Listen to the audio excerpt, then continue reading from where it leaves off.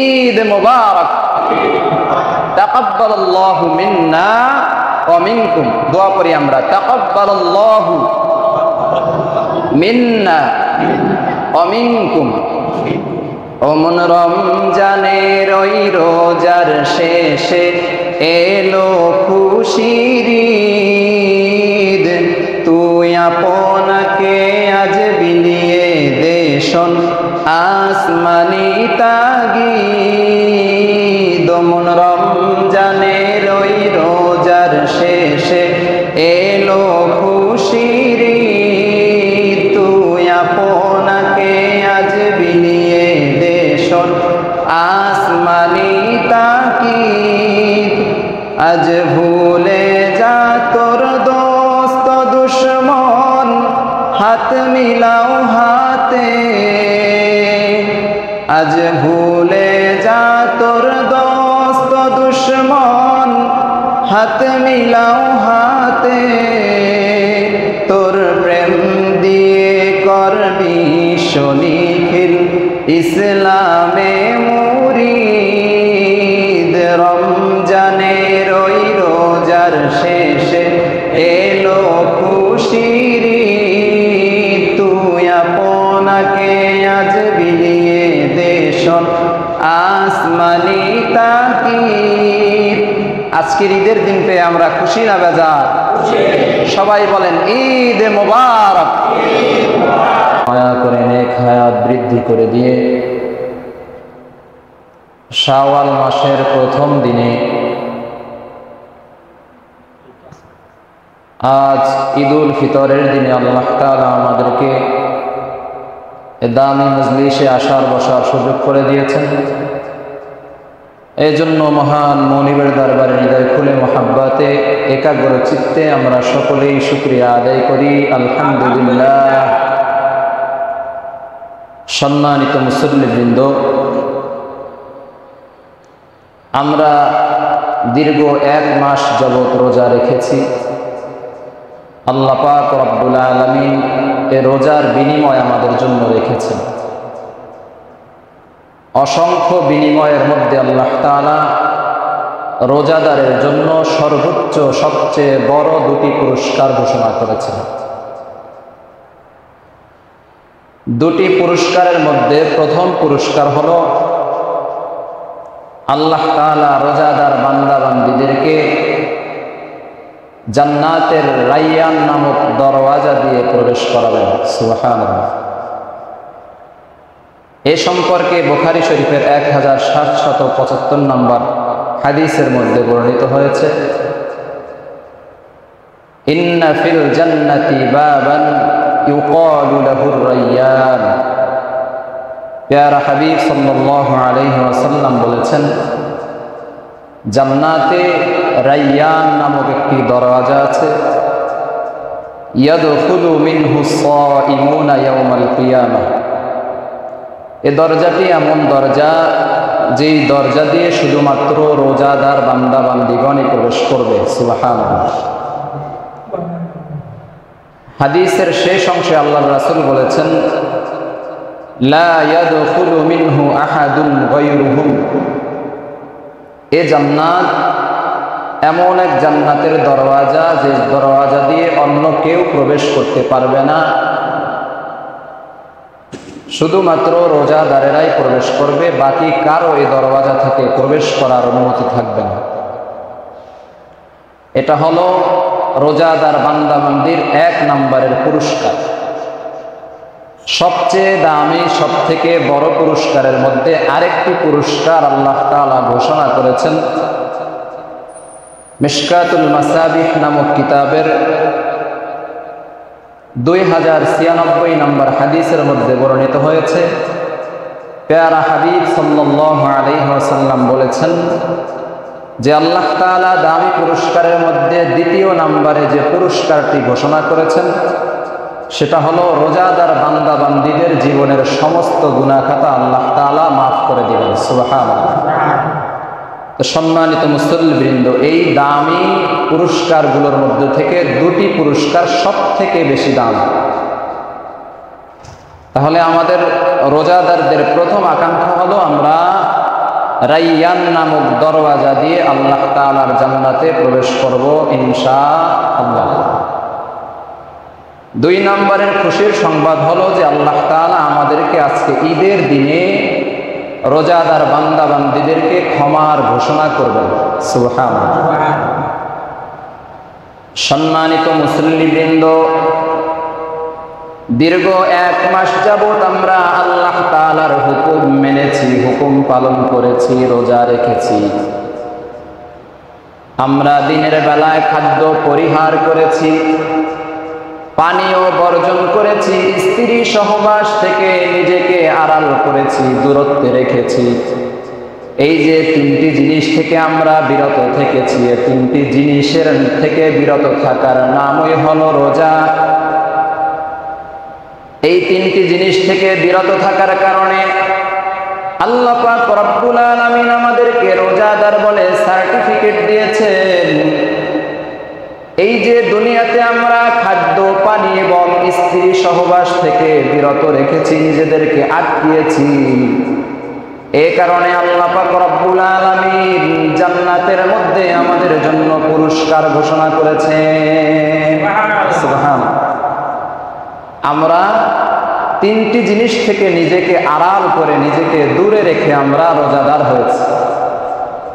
কোনো ব্যক্তি খাদ্য খাইল না কিন্তু পানি পান করলো, তার রোজা হবে? কোনো ব্যক্তি খাবার খাইল না, পানিও পান করলো না, কিন্তু স্ত্রী সহবাস করলো, তার রোজা থাকবে? তাহলে কয়টি জিনিস পরিহার করতে হয়েছে আমাদেরকে? 3টি জিনিস, খাদ্য, পানীয় এবং স্ত্রীর সাথে মেলামেশা। এই যে 3টি জিনিস আমরা বর্জন করলাম, কার হুকুমে করলাম? আল্লাহর হুকুমে। এই 3টি জিনিস বর্জন করার কারণে আল্লাহ তাআলা আমাদের জন্য পুরস্কার ঘোষণা করেছে। প্রথম আমরা বর্জন করেছি খাদ্য। এই খাদ্য বর্জন করার কারণে আল্লাহ তাআলা জান্নাতের মধ্যে আমাদের জন্য খাদ্যের ঘোষণা করেছেন। কি খাদ্য দেওয়া হবে? প্যারা হাবিব সাল্লাল্লাহু আলাইহি ওয়াসাল্লাম বলেছেন, রোজাদার ব্যক্তিরা দুনিয়াতে খাদ্য পরিহার করেছে, খাদ্য বর্জন করেছে, এজন্য আল্লাহ পাক রব্বুল আলামিন রোজাদার বান্দা বান্দীদের জন্য জান্নাতের মধ্যে খাদ্যের ঘোষণা করে দিয়েছেন। কি খাদ্য রোজাদার ব্যক্তিদেরকে জান্নাতের মধ্যে দেওয়া হবে? 1 নম্বরের খাদ্য হলো জান্নাতীদেরকে জান্নাতের মধ্যে আল্লাহ তাআলা মাছের কলিজা খাওয়াবে। এটা অনেকের কাছে হাস্যকর মনে হবে যে মাছের কলিজা, এতে আবার কি আছে?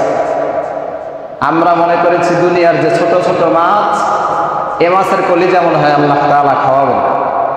এই ছোট ছোট মাছ নয়, আল্লাহ তাআলা অনেক বড় মাছের কলিজা খাওয়াবেন, যে কলিজার স্বাদ পৃথিবীর কেউ কখনো পায় নাই, পাবেও না।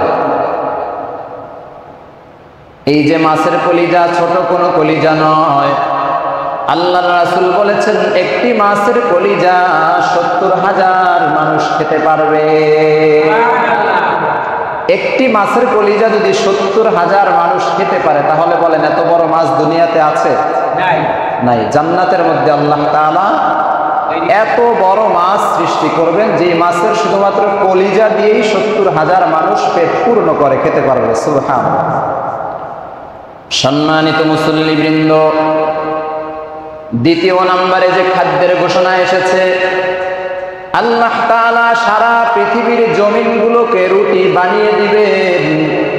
আমরা যে জমিনের মধ্যে হাঁটাচলা করি, চলাফেরা করি, আমরা যে জমিনের মধ্যে ফসল ফলাই, আমরা যে জমিনের মধ্যে ঘুমাই, আল্লাহ পাক রব্বুল আলামিন জান্নাত যখন বান্দা বান্দিকে দিবেন, তখন পুরো জমিনটাকেই রুটি বানিয়ে ফেলবে। সুবহানাল্লাহ। এই রুটি দিয়ে আমরা মাছের কলিজা দিয়ে এরপরে নাস্তা খাবো। সুবহানাল্লাহ। শুধু মাছের কলিজাই থাকবে বিষয়টা এমন না, সাথে আমরা যে দুনিয়াতে গরুর গোশত, ষাঁড়ের গোশত খুব পছন্দ করি, এই ষাঁড়ের গোশত আল্লাহ তাআলা আমাদেরকে দিবেন। এটা কি দুনিয়ার ষাঁড়ের মতো নরমাল স্বাদ হবে, না অধিক পরিমাণে স্বাদ হবে? জান্নাতের কোনো নেয়ামতের তুলনা দুনিয়ার কোনো জিনিসের সাথে দেয়া সম্ভব না, ঠিক হবে না, এটা বোকামি হবে। সম্মানিত মুসল্লিবৃন্দ, 3 নম্বরে আল্লাহর রাসূল বলেছেন ষাঁড়ের গোশত খাওয়ানো হবে। সাধারণ কোনো ষাঁড় নয়, ছোট কোনো ষাঁড় নয়। এক একটা ষাঁড় এত বড় হবে, এত বড় হবে, একটি ষাঁড়ের গোশত দিয়ে 70,000 মানুষ খেতে পারবে। সুবহানাল্লাহ। সম্মানিত মুসল্লিবৃন্দ, এখানেই শেষ নয়। 4 নম্বরে আল্লাহর রাসূল ঘোষণা করেছেন আল্লাহ তাআলা বিভিন্ন ধরনের ফল ফলাদি রোজাদার বান্দা বান্দীদেরকে জান্নাতের মধ্যে খাওয়াবেন। ফলের মধ্যে 1 নম্বরে থাকবে খেজুর, 2 নম্বরে থাকবে ডালিম, 3 নম্বরে কুল গাছ থাকবে, 4 নম্বরে হলো কলা গাছ। অনেকের মনে মনে হাসি চলে আসবে, কি বলে হুজুর, কুল গাছ কলা গাছ এগুলো জান্নাতের মধ্যে দিবে? কলা তো আমরা তেমন একটা পছন্দ করি না। এই কলা সাধারণ কোনো কলা নয়। এই কলার মধ্যে আল্লাহ তাআলা এমন এমন স্বাদ ঢুকিয়ে দিবেন, এখন খাবেন এক মজা, একটু পরে খাবেন আরেক মজা, মজা খালি চেঞ্জ হতেই থাকবে। সুবহানাল্লাহ। সম্মানিত মুসল্লিবৃন্দ, 5 নম্বরে আল্লাহর রাসূল বলেছেন আল্লাহ পাক রব্বুল আলামিন রোজাদার বান্দা এবং বান্দীদের জন্য পাখির মাংসের ব্যবস্থা করবেন, পাখির গোশতের ব্যবস্থা করবেন। যত ধরনের পাখি বান্দা খেতে চাইবে, মনে মনে আকাঙ্ক্ষা করবে, আল্লাহ পাক রব্বুল আলামিন সব ধরনের পাখির মাংস বান্দা বান্দির সামনে উপস্থিত করবে। তাহলে আমরা দুনিয়াতে যে খাদ্য বর্জন করেছিলাম, এর বিনিময়ে 5 প্রকারের খাদ্য আল্লাহ তাআলা জান্নাতের মধ্যে আমাদেরকে দিবেন। যারা রোজা রেখেছে তাদের জন্য, নাকি যারা রোজা রাখে নাই তাদের জন্য? হ্যাঁ, ভালো করে বুঝতে হবে। অফারগুলো আজকে যত অফার বর্ণনা করা হবে সব রোজাদার ব্যক্তিদের জন্য। সম্মানিত মুসল্লিবৃন্দ, খাবার বর্জনের পাশাপাশি আমরা দুনিয়াতে পানিও বর্জন করেছিলাম। এ কারণে আল্লাহ তাআলা জান্নাতের মধ্যে আমাদের জন্য বিভিন্ন ধরনের পানির আইটেম দিবেন। 1 নম্বরে হলো কাফুর মিশ্রিত সুঘ্রাণযুক্ত পানি আল্লাহ আমাদেরকে পান করাবেন। 2 নম্বরে আল্লাহর রাসূল বলেন সালসাবিল নামে একটা ঝর্ণা হবে। সালসাবিল নামক ঝর্ণার পানিও আল্লাহ তাআলা রোজাদার বান্দা বান্দীদেরকে পান করাবেন। 3 নম্বরে আল্লাহর রাসূল বলেন মিশকের ঘ্রাণযুক্ত তাসনিম নামক পানি, তাসনিম নামে এক ধরনের পানিও পাওয়া যাবে। 4 নম্বরে আল্লাহর রাসূল বলেন জান্নাতি রোজাদার বান্দা বান্দীদেরকে আল্লাহ তাআলা সাদা রূপার রঙের মদ পান করাবেন। এমন মদ দুনিয়ার মদ খাইলে শরীরের মধ্যে বিভিন্ন ধরনের সমস্যা সৃষ্টি হয়, সাইড এফেক্ট হয়, মানুষ মাতাল হয়ে যায়, পাগল হয়ে যায়, নেশায় আক্রান্ত হয়ে যায়। কিন্তু জান্নাতের মধ্যে এমন মদ খাওয়ানো হবে যে মদ খাওয়ার পরে কোনো মানুষ নেশাগ্রস্ত হবে না, ক্ষতিকর কোনো সাইড থাকবে না। সম্মানিত মুসল্লিবৃন্দ, 5 নম্বরে আল্লাহর রাসূল বলেছেন জান্নাতের মধ্যে আল্লাহ তাআলা পানির নহর দিবেন, পাশাপাশি দুধের নহর দিবেন। যেই পানি এবং দুধের স্বাদ থাকবে অসাধারণ, দুনিয়ার কোনো মানুষ এই স্বাদ কখনো চিন্তাও করতে পারে না। 7 নম্বরে আল্লাহর রাসূল বলেন যে আল্লাহ তাআলা মধুর ঝর্ণা দিবেন। এখন তো মধু কেনার জন্য, খাঁটি মধু কেনার জন্য আমরা পেরেশান হয়ে যাই, কোথায় গেলে খাঁটি মধু পাওয়া যায়। কিন্তু আল্লাহ তাআলা মধুর ঝর্ণা বানিয়ে দিবেন, যত ইচ্ছা তত পান করতে থাকো। সুবহানাল্লাহ। 8 নম্বরে আল্লাহর রাসূল বলেন রোজাদার বান্দা বান্দীদের জন্য হাউজে কাউসারের পানি পান করানো হবে। এই হাউজে কাউসার কত বড় দৈর্ঘ্য এবং প্রস্থ আল্লাহর রাসূল বলেন 1 মাসের পথ। একটা মানুষ 1 মাস পর্যন্ত যদি চলতে থাকে, সফর করতে থাকে, 1 মাসে যতদূর পর্যন্ত যেতে পারে, হাউজে কাউসার ডানে বামে অর্থাৎ দৈর্ঘ্য প্রস্থ উভয় দিকে 1 মাস পর্যন্ত হাঁটলে একটা মানুষ যে পর্যন্ত যেতে পারে ততটা বড় হবে। সুবহানাল্লাহ। সম্মানিত মুসল্লিবৃন্দ, এই হাউজে কাউসারের পানি হবে দুধের চেয়েও সুস্বাদু, মেশকের থেকেও বেশি ঘ্রাণ। এই হাউজে কাউসারের পানি পান করার জন্য যে পেয়ালাগুলো দেওয়া হবে, এই পেয়ালাগুলো এক একটা পেয়ালা আসমানের তারকার মতো বড় বড় হবে। আসমানের তারকা ছোট না বড়? এই বড় বড় তারকার মতো হবে এক একটা পেয়ালা। সুবহানাল্লাহ। শুধু তাই নয়, আল্লাহ পাক রব্বুল আলামিনের হাবিব ওয়াদা দিয়েছিলেন যে মুমিন বান্দা বান্দি যারা রোজা রাখবে তাদের জন্য দুইটি ঈদ। এক নম্বরের ঈদ হলো ইফতারের সময়, আর একটা ঈদ হলো আল্লাহ তাআলার দিদার। কিয়ামতের ময়দানে আল্লাহ তাআলা রোজাদার বান্দা বান্দীদেরকে নিজ হাতে পানি পান করাবে। সুবহানাল্লাহ। এটা কি ধামুরা এলাকার টিউবওয়েলের পানি? না, জান্নাতি হাউজে কাউসারের পানি। সুবহানাল্লাহ। সম্মানিত মুসল্লিবৃন্দ, এত এত নিয়ামত দেওয়া হবে দুনিয়াতে। আমরা দিনের বেলায় রোজা রেখে পানি বর্জন করেছিলাম সেজন্য। এরপরে আসেন দিনের বেলায় আমরা স্ত্রী বর্জন করেছিলাম, স্ত্রীর সাথে আমরা মিলিত হই নাই, সহবাস করি নাই। এজন্য আল্লাহ পাক রব্বুল আলামিনের হাবিব ঘোষণা দিয়েছেন, আল্লাহ তাআলা জান্নাতের মধ্যে মুমিন বান্দা বান্দি রোজাদার বান্দার জন্য হুরের ব্যবস্থা করবেন, গিলমানের ব্যবস্থা করবেন। হুরদের সাথে আল্লাহ তাআলা মুমিন বান্দাদের বিবাহ দিবেন। এই হুর কেমন হবে? কেমন হবে? এত সুন্দর রেশমি কাপড় পরিধান করে যখন মুমিন বান্দার সামনে বসবে, মুমিন বান্দা ওই হুরদেরকে দেখার পরে মনে হয় যেন বেহুশ হয়ে যাবে। সুবহানাল্লাহ। কি পরিমাণ সৌন্দর্য থাকবে যে মুমিন বান্দা দেখার পরে বেহুশ হওয়ার উপক্রম হয়ে যাবে। সুবহানাল্লাহ। সম্মানিত মুসল্লিবৃন্দ, কিয়ামতের ময়দানে আল্লাহ পাক রব্বুল আলামিন হুরদের সাথে মুমিন বান্দাদের বিবাহ দিবেন। যারা দুনিয়াতে রোজা রেখেছিল তাদের জন্য স্পেশাল ওয়াফাত। শুধু তাই নয়, এক একজন পুরুষের মাঝে আল্লাহ তাআলা 100 শক্তিশালী পুরুষের শক্তি দিয়া দিবেন। সুবহানাল্লাহ। 100 পুরুষের শক্তি থাকবে রোজাদার বান্দার শরীরে। যতটা ইচ্ছা ততটা বিয়ে করতে পারবে। মোটামুটি 72 থেকে 73টা হুর আল্লাহ তাআলা মুমিন বান্দাদেরকে দিবেন। সুবহানাল্লাহ।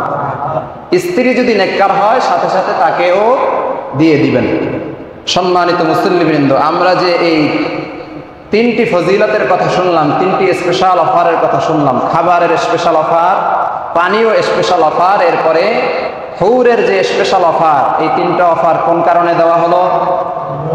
দুনিয়াতে আমরা খাদ্য বর্জন করেছি, পানি বর্জন করেছি, স্ত্রী বর্জন করেছি রমজান মাসের দিনের বেলায়। এই কারণে আল্লাহ তাআলা এই 3টি অফার জান্নাতের মধ্যে আমাদের জন্য রেখেছেন। সুবহানাল্লাহ। সম্মানিত মুসল্লিবৃন্দ, আজকে শাওয়াল মাসের প্রথম দিন, ঈদের চাঁদ উদিত হয়েছে গতকাল সন্ধ্যায়। আজকের দিনটাকে ঈদের দিন বলা হয়। ঈদ শব্দটি আউদুন থেকে নির্গত হয়েছে। এর অর্থ হলো পুনরাগমন, পুনরাবৃত্তি, বারবার ফিরে আসা। প্রতি বছর আমাদের সামনে বারবার ঈদুল ফিতর আসে। এজন্য আল্লাহ তাআলা এই দিনটার জন্য নাম রেখে দিয়েছেন ঈদুল ফিতর। সুবহানাল্লাহ। ফিতর শব্দের অর্থ হচ্ছে ভাঙা, রোজা ভাঙা। ঈদুল ফিতর মানে রোজা ভাঙার উৎসব। ভালো করে আমরা বুঝবো, ঈদুল ফিতর শব্দের অর্থ কি? রোজা ভাঙার উৎসব। বলবেন হুজুর, রোজা আবার ভাঙার উৎসব হয় নাকি? হ্যাঁ, এতদিন আমরা রোজা ভাঙি নাই। কার আদেশে? আল্লাহর আদেশে। এখন আবার আল্লাহ তাআলা আদেশ করেছেন তোমরা রোজা ভাঙো, তবে আনন্দ সহকারে। এতদিন রোজা রেখেছো আল্লাহর কথায়, এখন রোজা ভাঙো, তাও কার কথা? আল্লাহর কথায়। কোনো ব্যক্তি যদি ঘাউরামি করে আজকের দিনে রোজা রাখে, সে নাফরমান হবে, গুনাহগার হবে, কবিরা গুনাহ। আজকের দিনে রোজা রাখা হারাম। সম্মানিত মুসল্লিবৃন্দ,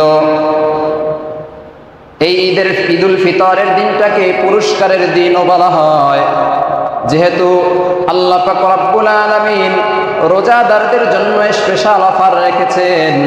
এই দিনে অফারের ঘোষণা হয়েছে, সেজন্য ঈদুল ফিতরের এই দিনকে পুরস্কারের দিন বলা হয়।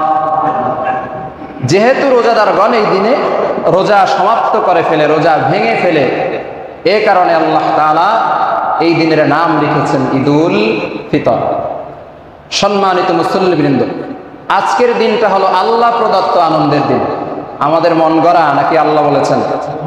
এদিনে আল্লাহ তাআলা আনন্দ করতে বলেছেন, এজন্য আমরা মন খুলে আনন্দ করব। আনন্দের আমাদের 1 নম্বরের সিস্টেম হলো নামাজ। আমরা নামাজ পড়তে এসেছি, এটা হলো আমাদের আনন্দের 1 নম্বরের বিষয়বস্তু। 2 নম্বরে হলো আত্মীয়দের সাথে সাক্ষাৎ করা, আত্মীয়তার বন্ধন রক্ষা করা। আজকের দিনে বেশি বেশি আমরা আত্মীয়দের সাথে মিলিত হব। 3 নম্বরে এই দিনে আমরা বেশি বেশি দান সদকা করব। 4 নম্বরে এই দিনে আমরা আল্লাহ তাআলার বেশি বেশি শুকরিয়া আদায় করব। এদিন সম্মানিত, এ সম্পর্কে পেয়ারা হাবিব সাল্লাল্লাহু আলাইহি ওয়াসাল্লাম বলেছেন, আযমুল আইয়ামি ইনদাল্লাহি ইয়াউমুন নাহরি সুম্মা ইয়াউমুল কররি। আল্লাহ পাক রব্বুল আলামিনের কাছে 2টি দিন সব থেকে দামি। 2টি দিনের মধ্যে একটি দিন হলো ঈদুল ফিতরের দিন, আরেকটি দিন হলো ঈদুল আজহার দিন। 2টি দিন আল্লাহ তাআলার কাছে সব থেকে দামি, এর মধ্যে আজকের দিনটি একদিন। সুবহানাল্লাহ। আরেকটি দিন আমরা পাবো ঈদুল আজহার দিন, কোরবানির দিন। সম্মানিত মুসল্লিবৃন্দ, আজকের দিনটা হলো ঈদের দিন। কোন কোন ব্যক্তি এ দিনকে ওয়াঈদ বানিয়ে দেয়। ওয়াঈদ শব্দের অর্থ হলো অভিশাপ। আজকের দিনে, ঈদের দিনে আল্লাহ তাআলা বান্দা বান্দীদেরকে ক্ষমা করে দেন, তবে কিছু বান্দা এবং বান্দি আছে যারা এদিনে ক্ষমা পাবে না, তারা আল্লাহর অভিশাপ কামাই করবে। রাতের বেলায় যারা ফটকা ফুটাইছে, বোম ফুটাইছে, এরাও অভিশাপের অন্তর্ভুক্ত হবে। যারা ঈদ উপলক্ষে গান বাজনার আয়োজন করতেছে, এরা ওয়াঈদ অভিশাপ প্রাপ্ত ব্যক্তিদের অন্তর্ভুক্ত হবে। দুঃখের সাথে বলতে হয়, আমাদের একজন ক্রীড়া ও সাংস্কৃতিক বিষয়ক উপদেষ্টা, বর্তমান অন্তর্বর্তীকালীন সরকারের একজন উপদেষ্টা আসিফ মাহমুদ ভুইয়া সাহেব, তিনি এবং তার সমন্বয়ে কিছু মানুষ রাজধানী ঢাকার বুকে ঈদের আনন্দ উৎসব উপলক্ষে গানের আয়োজন করেছে। নাউযুবিল্লাহ।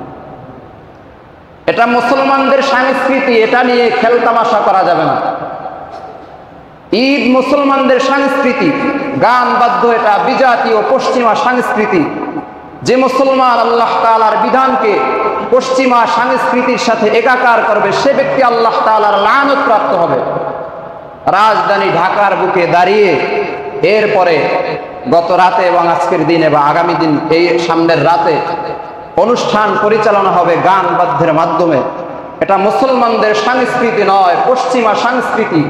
আমাদের দেশের অবস্থা হলো, যে যায় লঙ্কায় সেই হয় হনুমান। বাংলাদেশের রাষ্ট্রীয় ক্ষমতায় যারাই যায়, এদেরকে একের পর এক ব্যক্তিদেরকে ভূতে ধরে। ভূতে ধরার কারণে আল্লাহ তাআলার কোরআনের বিরুদ্ধে কাজ করে, আল্লাহর রাসূলের হাদিসের বিরুদ্ধে কাজ করে, ইসলামী সংস্কৃতির বিরুদ্ধে কাজ করে। এরা মুসলমানদেরকে পশ্চিমা সংস্কৃতি গিলাতে চায়। বুদ্ধিমান মুসলমানেরা, সচেতন মুসলমানেরা এই সমস্ত ব্যক্তিদেরকে এবং এদের কাজকে প্রত্যাখ্যান করবে। ঠিক না বেঠিক? সম্মানিত মুসল্লিবৃন্দ, ঈদ এটা মুসলমানদের সংস্কৃতি, আনন্দের দিন। এটা বোমা ফুটানোর মাধ্যমে আয়োজন হবে না, আনন্দ উপভোগ করা যাবে না। এটা গান বাদ্যের মাধ্যমে আনন্দ উপভোগ করা যাবে না। যে ব্যক্তিরা এই দিনকে গান বাদ্যের মাধ্যমে, বোমা ফুটানোর মাধ্যমে কলঙ্কিত করবে, আল্লাহর রাসূল সাল্লাল্লাহু আলাইহি ওয়াসাল্লাম বলেছেন, এরা অভিশাপপ্রাপ্ত ব্যক্তি। এরা আজকে নাজাত পাবে না, অসম্ভব। এজন্য আমাদেরকে সচেতন হতে হবে, আমাদের সন্তানদেরকে উল্টাপাল্টা খারাপ কাজ থেকে বাঁচাতে হবে। রাজি আছি তো ইনশাআল্লাহ? সম্মানিত মুসল্লিবৃন্দ, ঈদের সংকল্প হবে রমজান মাসে যেমনি ভাবে আমরা গুনাহ থেকে বেঁচে থেকেছি, পুরো 1 বছর আগামী রমজান পর্যন্ত নিজেদেরকে গুনাহ থেকে মুক্ত রাখবো। এটাই হবে প্রত্যেকটা মুমিন মুসলমানের সব থেকে বড় সংকল্প। আমরা চেষ্টা করব রমজান মাসে যেভাবে গুনাহ মুক্ত থেকেছি, সেভাবে পুরো বছর আমরা গুনাহ মুক্ত থাকবো। রাজি আছি তো ইনশাআল্লাহ? সম্মানিত মুসল্লিবৃন্দ, এই রমজান আমাদের কাছে এসেছে, সুসংবাদ নিয়ে এসেছে। প্যারা হাবিব সাল্লাল্লাহু আলাইহি ওয়াসাল্লাম বলেছেন, লাইলাতুল কদরের রাতে আল্লাহ তাআলার পক্ষ থেকে ফেরেশতারা জমিনের মধ্যে আগমন করে। জমিনের মধ্যে আগমন করার পর বান্দাদের জন্য মাগফিরাতের দোয়া করে। এরকম দোয়া করতে করতে যখন ঈদুল ফিতরের দিন আগমন হয়, ঈদুল ফিতরের দিন আল্লাহ পাক রব্বুল আলামিন তার বান্দা বান্দীদের ব্যাপারে ওই ফেরেশতাদেরকে জিজ্ঞেস করেন, হে ফেরেশতার দল, আমার যে প্রিয় বান্দাগণ রমজান মাসে রোজা রেখে আমার হুকুম পালন করে কাজ সম্পাদন করেছে, এদের জন্য আমি কি পুরস্কার দিতে পারি, এদের কি পুরস্কার হতে পারে? ফেরেশতারা বলে, ইয়া রাব্বাল আলামিন, এরা যেহেতু কাজ সম্পন্ন করেছে, এদের কাজের বিনিময়ে দিয়ে দেওয়াটাই হবে পুরস্কার। সুবহানাল্লাহ। আল্লাহ তাআলা বলেন যে বান্দাগণ তাদের উপরে আমার অর্পিত দায়িত্ব পালন করেছে, আজ ঈদের দিন আমার নিকট তাকবীরের ধ্বনি দিয়ে, দোয়ার ধ্বনি দিয়ে এরা ঈদগাহ ময়দানের দিকে আগমন করতেছে। উঁচু আওয়াজে আমি আল্লাহ তাআলার শান বর্ণনা করতেছে। আমি আল্লাহ তাআলার শানের কসম খেয়ে বলতেছি, তারা যে সমস্ত দোয়া করবে আমি আল্লাহ তাআলা সব দোয়া কবুল করে নিব। শুধু এখানেই শেষ নয়, আল্লাহ তাআলার ঘোষণা, বান্দা বান্দির জীবনের সব গুনাহ আল্লাহ তাআলা আজকের এই দিনে ক্ষমা করে দিবে। এখানেই শেষ নয়, আল্লাহর রাসূল বলেন, আল্লাহ পাক রব্বুল আলামিন রোজাদার বান্দার গুনাহগুলো ঈদগাহ ময়দান থেকে বাড়িতে ফেরার আগে ক্ষমা করবেন। শুধু তাই নয়, ক্ষমা করার পাশাপাশি গুনাহগুলোকে আল্লাহ তাআলা নেকি দ্বারা পরিবর্তন করে দিবে। তো এদিনের দাম আছে না নাই? এখনো অনেক মুসলমান বাড়িতে অপেক্ষা করতেছে, ওদিকে ঈদ আমাদের শেষ হয়ে যাচ্ছে। রমজানের রোজার শেষে যে ঈদ আসবে, এগুলো তো আপনাদেরকে আগেই জানিয়ে দেওয়া হয়েছে। শিল্পীদের মাধ্যমে জেনেছেন, রমজানের আগমন উপলক্ষে জেনেছেন, বিভিন্ন মাধ্যমে জেনেছেন। ঈদ আসছে কি আসে নাই? সবাই বলেন ঈদ মোবারক, ঈদ মোবারক। তাকাব্বালাল্লাহু মিন্না ওয়া মিনকুম। দোয়া করি আমরা, তাকাব্বালাল্লাহু মিন্না ওয়া মিনকুম। ওমন রমজানের ওই রোজার শেষে এলো খুশির ঈদ, তুই আপনাকে আজ বিলিয়ে দেশন আসমানি তাগিদ। ওমন রমজানের ওই রোজার শেষে এলো খুশির ঈদ, তুই আপনাকে আজ বিলিয়ে দেশন আসমানি তাকিদ। আজ ভুলে যা তোর দোস্ত দুশ্মন, হাত মিলাও হাতে। আজ ভুলে যা তোর দোস্ত দুশ্মন, হাত মিলাও হাতে। তোর প্রেম দিয়ে করবি শনিখিল ইসলামে মুরিদ। রমজানের ওই রোজার শেষে এলো খুশির ঈদ, তুই আপনাকে আজ বিলিয়ে দেশন আসমানি তাকিদ। আজকের ঈদের দিন পেয়ে আমরা খুশি না বেজার? সবাই বলেন ঈদ মোবারক।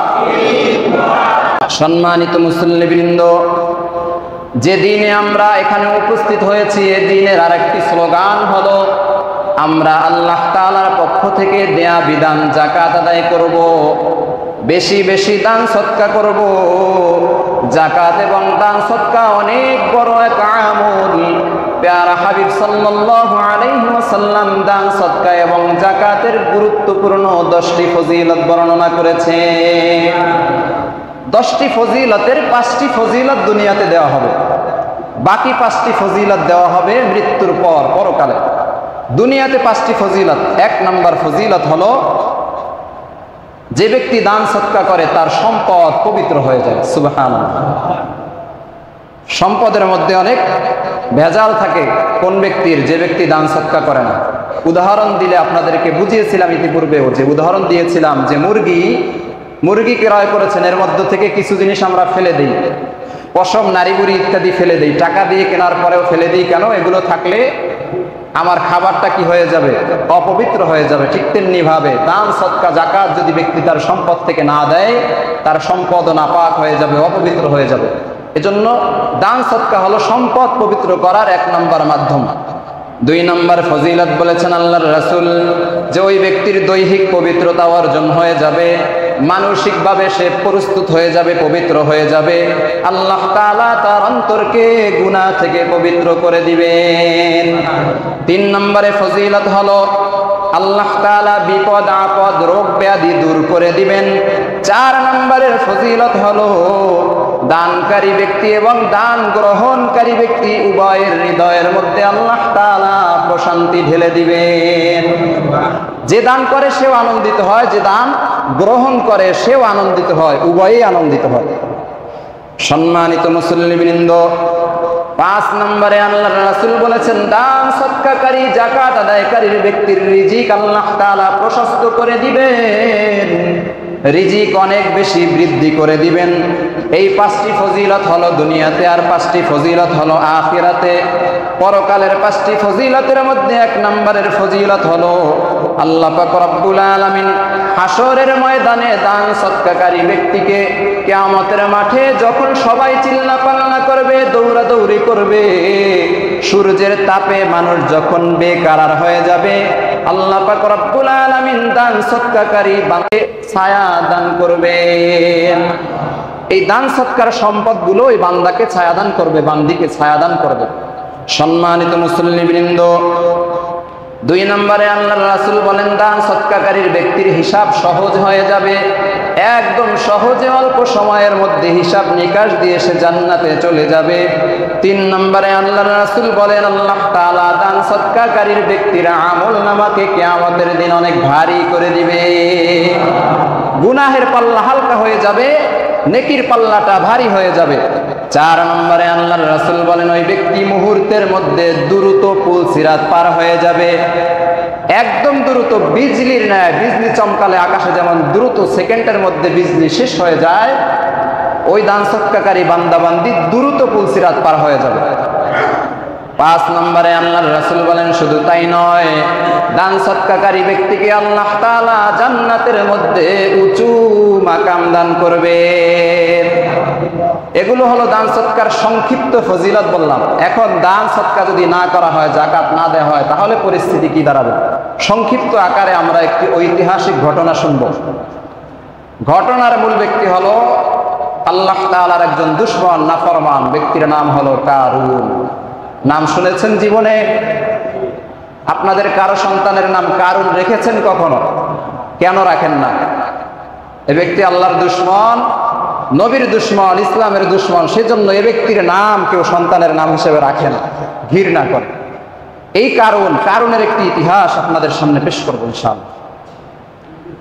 সূরাতুল কাসাসে আল্লাহ পাক রব্বুল আলামিন কারুনের ঘটনা বিস্তারিত বর্ণনা করেছেন। কারুন এমন সময়ের লোক যখন নবী হিসেবে ছিলেন হযরতে মূসা আলাইহিস সালাতু ওয়াস সালাম এবং তার ভাই হযরতে হারুন আলাইহিস সালাতু ওয়াস সালাম। আল্লাহ পাক রব্বুল আলামিনের এই গোলাম কারুন, সে তাওরাত কিতাবের হাফেজ ছিল। আল্লাহ তাআলা মূসা আলাইহিস সালাতু ওয়াস সালামকে একটি কিতাব দিয়েছিলেন, কিতাবের নাম কি? তাওরাত। এই তাওরাত কিতাব আল্লাহ তাআলা হযরতে মূসা আলাইহিস সালাতু ওয়াস সালামকে যখন দিবেন, আল্লাহ তাআলা পয়গম্বরকে তুর পাহাড়ে ডেকে নিলেন। হে পয়গম্বর, আপনি আসেন, আপনাকে কিতাব দেওয়া হবে। তুর পাহাড়ে হযরতে মূসা আলাইহিস সালাতু ওয়াস সালাম চলে যায়। আল্লাহ তাআলা বলেন এত সহজে আপনাকে কিতাব দেওয়া হবে না, কারণ যেই জিনিস সহজে পাওয়া যায় ওই জিনিসের মূল্যায়ন হয় না। এজন্য আপনার কষ্ট করতে হবে। কষ্ট কি? আল্লাহ তাআলা বললেন 30 দিন রোজা রাখেন। কতদিন? 30 দিন রোজা রাখবেন, তবে সাহারিও হবে না, ইফতারও হবে না। লা তুবতিরু ওয়ালা তাসহার। পয়গম্বর, আপনি সাহারিও করতে পারবেন না, ইফতারও করতে পারবেন না, লাগাতার 30 দিন না খেয়ে রোজা রাখতে হবে। সুবহানাল্লাহ। আমরা হইলে এই রোজার আমার দরকার নাই, কিতাবেরও আমাদের কি নাই, দরকার নাই। 30 দিন লাগাতার রোজা রাখলেন, খাবার নাই, সাহারিও নাই, ইফতারও নাই। সম্মানিত মুসল্লিবৃন্দ, এভাবে 30 দিন অতিবাহিত হওয়ার পর 30তম দিনে সন্ধ্যার আগে আগে হযরতে মূসা আলাইহিস সালাতু ওয়াস সালাম দেখতেছে মুখ থেকে প্রচন্ড গন্ধ আসতেছে। রোজাদার ব্যক্তির মুখ থেকে যে গন্ধ আসে, এই গন্ধ আল্লাহ তাআলার কাছে প্রিয়। মূসা আলাইহিস সালাতু ওয়াস সালাম দেখলেন এত গন্ধ নিয়ে আল্লাহ তাআলার কাছ থেকে কিভাবে কিতাব নিব, আমি একটু মেসওয়াক করে নেই। তুর পাহাড়ে বসে হযরতে মূসা গাছের ঢাল ভেঙে মেসওয়াক শুরু করলেন। আসমানের দিকে তাকিয়ে দেখতেছে আল্লাহ পাক রব্বুল আলামিন আওয়াজ দিয়ে বলেন, পয়গম্বর মূসা, আপনাকে কি আমি মেসওয়াক করতে বলেছিলাম? না আল্লাহ, আপনি বলেন নাই। মেসওয়াক কেন করেছেন? আপনি জানেন না আপনার মুখের দুর্গন্ধ, অর্থাৎ রোজাদার ব্যক্তির মুখের দুর্গন্ধ আমি আল্লাহ তাআলার কাছে মিশক আম্বরের চেয়েও বেশি প্রিয়। আমি আল্লাহর কাছে সুবাসিত ওই গ্রাম, দুনিয়ার মানুষের কাছে এটা ঘৃণিত, কিন্তু আল্লাহর কাছে এটা সুবাসিত। সুবহানাল্লাহ। মূসা আলাইহিস সালাতু ওয়াস সালাম বললেন, আল্লাহ আমি বুঝতে পারি নাই। আল্লাহ বললেন আপনার শাস্তি হবে, রোজা আরো 10 দিন বেড়ে গেল, 40 দিন রোজা রাখবেন। হযরতে মূসা আবার ওই রোজা কন্টিনিউ করা শুরু করলেন। 40তম দিন কমপ্লিট হয়ে গেল। আল্লাহ তাআলা এইবার হযরতে মূসা আলাইহিস সালাতু ওয়াস সালামকে তাওরাত কিতাব দান করবেন। আল্লাহ তাআলা নিজ কুদরতি হাতে 4টি জিনিস বানিয়েছেন। কয়টি জিনিস? 4টি জিনিস আল্লাহ নিজ হাতে বানিয়েছেন। এর মধ্যে 1 নম্বরে হলো আল্লাহ তাআলার আরশ, 2 নম্বরে হলো আল্লাহ তাআলা কলম। সূরা কলম নামে আল্লাহ তাআলা সূরাও নাজিল করেছেন, যেই কলম দিয়ে আমাদের সবকিছু তাকদীর লিপিবদ্ধ করা হয়েছে, যেই কলম দিয়ে আল্লাহ তাআলা তাওরাত লিখেছেন, সেই কলম আল্লাহ নিজ হাতে বানিয়েছেন। 3 নম্বরে আল্লাহ তাআলা তাওরাত কিতাবকে নিজ হাতে বানিয়েছেন, নিজ কুদরতি হাতে। 4 নম্বরে আল্লাহ তাআলা মানুষের মুখমণ্ডলকে নিজ হাতে বানিয়েছেন। সুবহানাল্লাহ। আমাদের মুখমণ্ডল আল্লাহ নিজ কুদরতি হাতে বানিয়েছেন। এই তাওরাত কিতাবকে মূসা আলাইহিস সালাতু ওয়াস সালামকে দিবেন। তাওরাত কিতাব লম্বা হলো 12 হাত। সুবহানাল্লাহ। বাড়িতে যাই বলবেন নাকি? বলে হুজুর সব জমা রাখি, কাজ আদায় করব বাড়িতে গিয়ে। 12 হাত লম্বা, 8 হাত চওড়া। সুবহানাল্লাহ বললেন না? এখনো ঘুমাইতেছে অনেকে, মানে ঈদের শুধু নামাজ পড়তে আইছে, আর কোনো আমল আমাদের দরকার নাই। হুজুর এসব কাহিনী ছোটবেলায় অনেক শুনছি, আর দরকার নাই। সুবহানাল্লাহ, আলহামদুলিল্লাহ। আওয়াজ তো দিতে হবে, নয়তো কবরস্থান মনে হবে। একটু আওয়াজ দিবেন ইনশাআল্লাহ।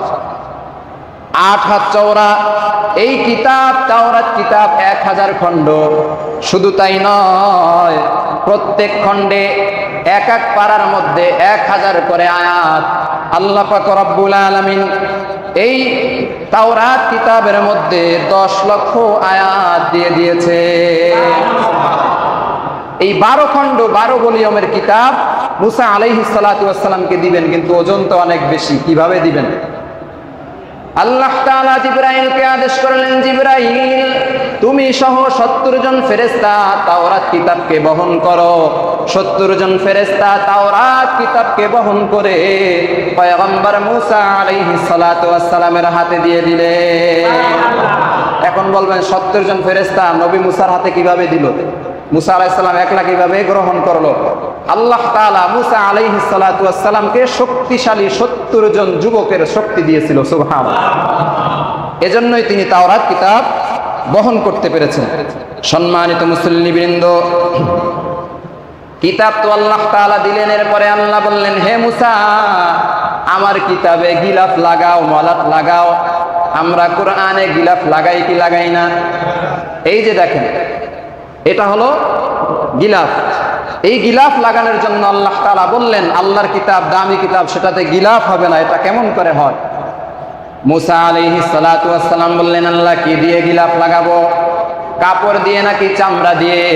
আল্লাহ তাআলা বললেন, আমার দামি কিতাব, এটাতে চামড়া দিয়েও গিলাফ লাগালে হবে না, কাপড় দিয়ে গিলাফ লাগালেও হবে না, গিলাফ লাগাতে হবে স্বর্ণ দিয়ে। পয়গম্বর মূসা বলে, আল্লাহ স্বর্ণ পাবো কোথায়? আমার কাছে তো স্বর্ণ নেই।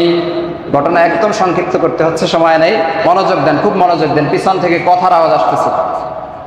সম্মানিত মুসল্লিবৃন্দ, আল্লাহ পাক রব্বুল আলামিন বলেন, পয়গম্বর মূসা, আমার কিতাব এটাতে স্বর্ণ দিয়ে মলাট দিতে হবে, গিলাফ দিতে হবে। স্বর্ণ পাবে কোথায়? আমি জিবরাইলের মাধ্যমে তোমার কাছে একটি পাথর পাঠাইলাম। একিমিয়া, এই পাথরটার নাম হলো পরশ পাথর। এই পরশ পাথরের এমন গুণ, যেই জায়গার মধ্যে তুমি পরশ পাথর লাগাইবা ওই জায়গাটাই স্বর্ণ হয়ে যাবে।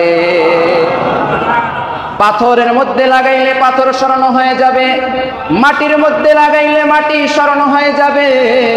জমিনের যেই জায়গার মধ্যে, যেই জিনিসের মধ্যে তুমি পরশ পাথরকে লাগাইবা ওই জায়গাটা সাথে সাথে বস্তুটা স্বর্ণে পরিণত হয়ে যাবে। মুসা আলাইহিস সালাতু ওয়াস সালাম পরশ পাথর নিয়ে হাজির হয়ে গেলেন। এখন গিলাফ লাগাইবেন তো স্বর্ণকারের দরকার, স্বর্ণকার ছাড়া তো গিলাফ বানানো সম্ভব না। আল্লাহর পয়গম্বর মূসা খুঁজতে খুঁজতে তার চাচাতো ভাই এবং আপন বোনের জামাই কারুনের কাছে চলে গেলেন। কারুন একজন স্বর্ণকার। এখানে আরেকটি জিনিস স্মরণ রাখতে হবে, তাওরাত কিতাবের দুনিয়াতে তিনজন হাফেজ ছিল।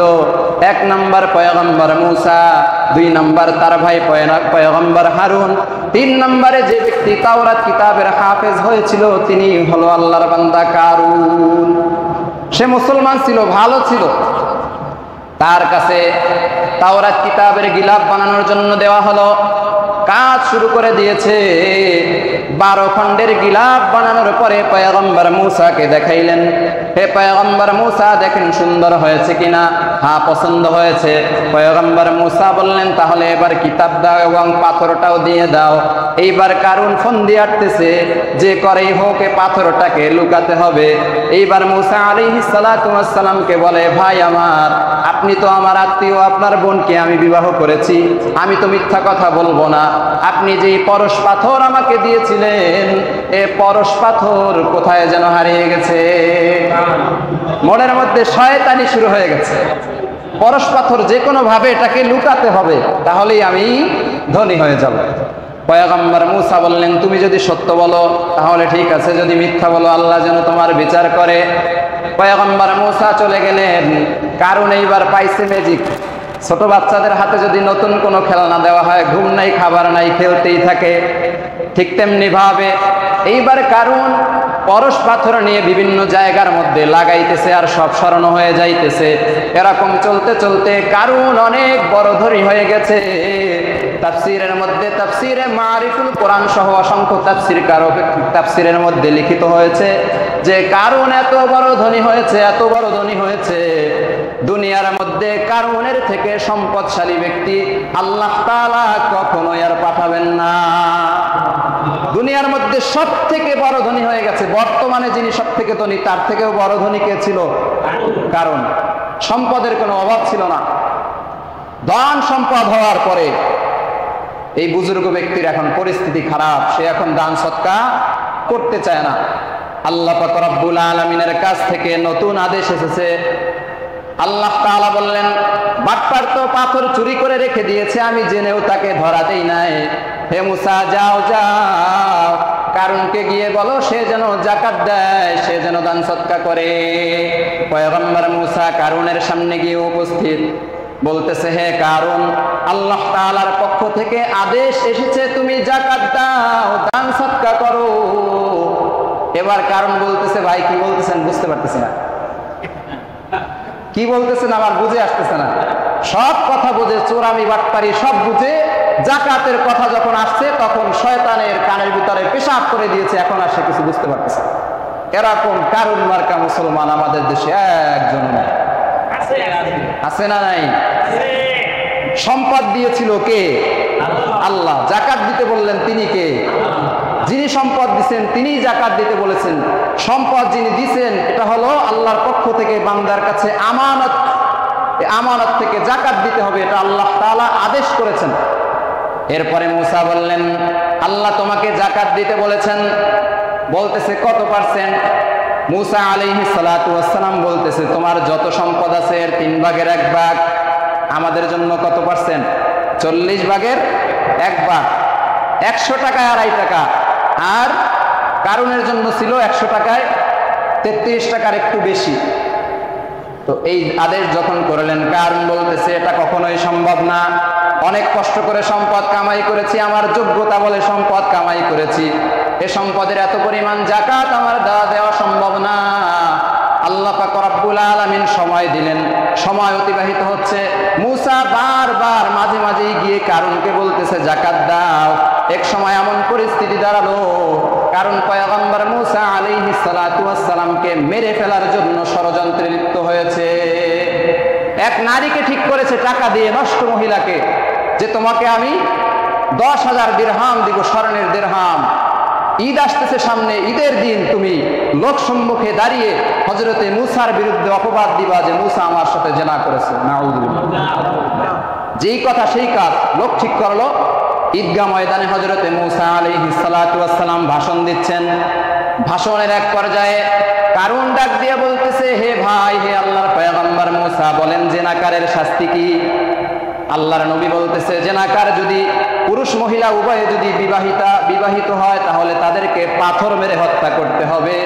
এইবার ডাক দিয়া বলে, হে মূসা, এই জিনা যদি আপনি করেন, নাউযুবিল্লাহ, বিধান কি একই নাকি পাল্টে যাবে? পয়গম্বর মূসা বললেন একই বিধান। এরপরে মহিলাকে দাঁড় করাইছে কারুন, মহিলা দাঁড়াও, তুমি যেন আমার কাছে কি বিচার দিয়েছিলা এখন লোকের সামনে বলো। এই মহিলা দাঁড়াইছে, দাঁড়ানোর পরে যখন মূসার বিরুদ্ধে কথা বলবে, আল্লাহ পাক রব্বুল আলামিন এই মহিলার জবানকে বন্ধ করে দিয়েছে, অপবাদ দিতে পারে নাই। এরপরে কারণ নিজেই বলতেছে যে এই মহিলা যেই বক্তব্য দিতে চাচ্ছিল সেই বক্তব্য আমি দিচ্ছি। কি বক্তব্য? এই যে দেখেন মূসা ভালো মানুষ, এই ভালো মানুষ এই নারীর সাথে জিনা করেছে, এখন বিচার আপনারা করেন। মানুষদেরকে বলতেছে আপনারা একে পাথর মেরে হত্যা করেন, তাইলে আর যাকাত দিতে হবে না। বুঝেন না আপনারা? যাকাত আর দিতে হবে না, ব্যক্তি মেরে ফেলতে পারবে। এরপরে আল্লাহ পাক রব্বুল আলামিন মহিলার জবান খুলে দিয়েছে। মহিলা জবান থেকে বলতেছে, কারণ মিথ্যা বলতেছে, ইনি হলো সত্য নবী মূসা, ইনি আমার সাথে কখনোই জিনা করে না। মূসার মাথা গরম না ঠান্ডা? গরম। নবী এ তো এক ব্যক্তিকে থাবর মেরেছিল, থাপ্পড়ের চোটে জায়গায় মারা গেছে, মাথা গরম হয়ে গেছে। এরপরে ডাক দিয়ে বলতেছে, আল্লাহ, এই কারুনের বিচার কি তুমি করবা না আমি করব? আল্লাহ বললেন, বিচার তুমি করো, তাহলে তুমি বেশি তৃপ্তি পাবে। আল্লাহ পাক রব্বুল আলামিনের আদেশে পয়গম্বর মূসা জমিনকে ডাক দিয়া বললেন, জমিন কারুনকে ধর। যখন আদেশ করলেন সাথে সাথে জমিন কারুনের হাঁটু পর্যন্ত ধরে ফেলেছে, হাঁটু পর্যন্ত মাটির মধ্যে গেড়ে গেছে। এইবার কারুন চিন্তা করতেছে, এতটুকু ডাকছে আমি উঠে যেতে পারবো। কারুন আবার দৌড় দেওয়ার চেষ্টা করতেছে। পয়গম্বর মূসা দ্বিতীয়বার বলতেছে, মাটি কারুনকে ধর। কারুন কোমর পর্যন্ত মাটির মধ্যে ডেবে গেছে, এখন বুঝতেছে বাঁচার আর সুযোগ নাই, কান্নাকাটি শুরু করে দিয়েছে, হে মূসা আমাকে ছেড়ে দাও, আমাকে ক্ষমা করে দাও। এরকম আর্তনাদ করেছে কমপক্ষে 40 বার। কতবার? আর্তনাদ করার পরে আল্লাহ পাক রব্বুল আলামিন ডাক দিয়া বলে, মূসা, এতবার আর্তনাদ করার পরেও কারুনকে কেন ক্ষমা করতেছো না? পয়গম্বর মূসা বলে, আল্লাহ, এই ব্যক্তি তো আমার বিরুদ্ধে অপবাদ দিয়েছে, এই অপবাদ যদি সে সত্য সাব্যস্ত করতে পারতো, এখানে আমার দাফন হয়ে যেত, লোকেরা আমাকে পাথর মেরে হত্যা করে ফেলতো। এই ব্যক্তিকে আমি কোনোভাবেই ক্ষমা করব না। এখন দেখতেছে কোনোভাবেই বাঁচার সুযোগ নাই, এখন বলতেছে যে মরণ কামড়টা দিয়ে যায়, বাঁচতে তো পারবোই না, তাইলে মূসা আবার একটা মরণ কামড় দেই। মরণ কামড়টা কি? আমি বুঝতে পারছি যে তুমি আমাকে কেন মাফ করতে চাচ্ছ না। আমার যত সম্পদ আছে এই সম্পদগুলোকে তুমি এবং তোমার আল্লাহ দুইজনে ভাগ করে খাবা, এজন্য আমাকে ক্ষমা করতেছ না। এই যে ফেরাউন এত পরিমাণ সম্পদ ছিল যে এ ব্যক্তির যে চাবি ছিল সম্পদের গোডাউনের, এই চাবি বহন করার জন্য 70 জন বোঝা বহনকারী শক্তিশালী যুবক লাগতো। সুবহানাল্লাহ, 70 জন যুবকে শুধু চাবি বহন করত, আর এক একটা চাবি দিয়ে 70টা গোডাউন খোলা যেত। তাহলে দেখেন যে চাবির পরিমাণ কত আর সম্পদের পরিমাণ কত। এই পরিস্থিতি যখন হইল, মূসা বলতেছে, ইয়া আল্লাহ, একে বাঁচতে দেওয়া যাবে না, পাশাপাশি এর সম্পদও রাখা যাবে না। এই যেহেতু অপবাদ দিছে, এর চোখের সামনে এর সম্পদগুলো ধ্বংস করে দাও। আল্লাহ পাক রব্বুল আলামিন পুরো পৃথিবী কারুনের সামনে উপস্থাপন করলেন। কারণ দেখতেছে অমুক জায়গার মধ্যে তার সম্পদ মাটির মধ্যে ডেবে যাচ্ছে, অমুক গোডাউন ডেবে যাচ্ছে, অমুক গোডাউনে আগুন লেগে পড়ে যাচ্ছে। বিভিন্ন জায়গা থেকে কর্মচারীরা সংবাদ দিচ্ছে, নেতা সম্পদ সব মাটির নিচে ডুবে যাচ্ছে। এমন পরিস্থিতিতে আল্লাহ পাক রব্বুল আলামিনের পয়গম্বর ডাক দিয়া বলে, হে কারুন, দেখ তোর সম্পদ সব তোর সাথেই নিয়ে যাচ্ছ, তোর সম্পদ আমি এবং আমার আল্লাহ খাবো না। পরিস্থিতি এমন হয়েছে, পুনরায় হযরতে মূসা বললেন যে হে মাটি, কারুনকে ধর। ধর বলার পরে এই কারুনকে মাটির নিচে একদম ডেবে ফেললো, কল্লাও আর দেখা যাচ্ছে না। কিতাবের মধ্যে আসছে যে এত পরিমাণ কেঁদেছে ব্যক্তি, আশেপাশে সব জায়গা কাদা হয়ে গেছে। তারপরেও হযরতে মূসা ক্ষমা করেন নাই। এরপরে আল্লাহ পাক রব্বুল আলামিন একটি মেসেজ দিলেন। মেসেজ কি? প্রথম কথা হলো, এই যে সম্পদ মাটির নিচে যাচ্ছে, ফেরাউন কিয়ামত পর্যন্ত প্রতিদিন 3.5 হাত কারুন এবং তার সম্পদ মাটির নিচে যেতেই থাকবে। প্রতিদিন কয় হাত? 3.5 হাত। এখান থেকে আমাদের জন্য একটি মেসেজ। আল্লাহ পাক রব্বুল আলামিন বললেন, মূসা, কারুন এত এত কান্না করার পরেও, 40 বার ক্ষমা চাওয়ার পরেও কেন ক্ষমা করলা না? পয়গম্বর মূসা বলতেছে, ইয়া আল্লাহ, সে জঘন্য অপবাদ দিয়েছে, এমনকি তোমাকেও গালি দিয়েছে, সেজন্য আমি ক্ষমা করতে পারি নাই। আল্লাহ পাক রব্বুল আলামিন বলেন, পয়গম্বর মূসা, যখন 40 বার পর্যন্ত কারুন তোমার কাছে আর্তনাদ করে ক্ষমা চেয়েছে, আমি আল্লাহ পাক রব্বুল আলামিনের কুদরতি অন্তরের মধ্যে জোশ চলে এসেছে। আল্লাহু আকবার। কারুন যদি তোমার কাছে 40 বার না কেঁদে আমি আল্লাহর কাছে একবার কেঁদে ক্ষমা চাইতো, আমি আল্লাহ পাক রব্বুল আলামিন কারুনের ভুল ত্রুটি সব গুনাহ ক্ষমা করে দিতাম। এখান থেকে আমাদের প্রথম শিক্ষা হলো, সম্পদের যাকাত দিব কি দিব না? দান সদকা আমরা আজকে বেশি পরিমাণে করব, বাড়িয়ে দিব ইনশাআল্লাহ। 2 নাম্বার হলো, আমরা আল্লাহর কাছে কাকুতি মিনতি করে, খুব কান্নাকাটি করে ক্ষমা চাইব। রাজি আছি তো ইনশাআল্লাহ? পিছনের ভাইয়েরা কথা বলে না, রাজি আছেন তো ইনশাআল্লাহ? সবাই সমস্যারে বলেন, ঈদ মোবারক, ঈদ মোবারক। তাকাব্বালাল্লাহু মিন্না ওয়া মিনকুম ওয়া আখিরু দাওয়ানা।